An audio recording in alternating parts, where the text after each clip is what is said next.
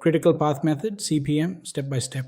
Which tasks on your project could slip a day with zero impact on your deadline, and which ones absolutely cannot slip even once? CPM answers both, with math, not guessing.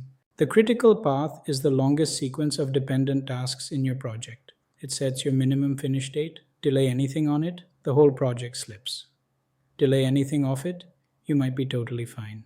4 tasks. A. Design 3 days starts first.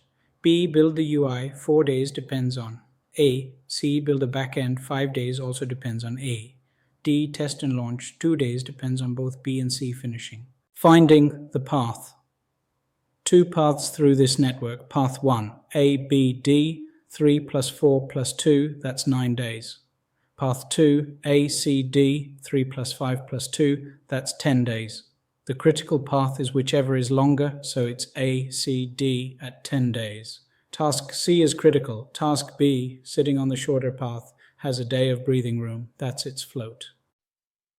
What this tells you. Watch task C closely. Any delay there delays the whole project. Task B can slip a day without moving your finish date, and your project finishes in 10 days, not 9. The critical path sets the real minimum, not the path you'd prefer. Keep this template with you. For anything past 5 or 6 tasks, doing this by hand gets error-prone fast. Give Claude your tasks, durations, and dependencies and ask it to calculate every path, identify the critical path and its length, and flag which tasks afloat. Know which tasks you can't afford to slip.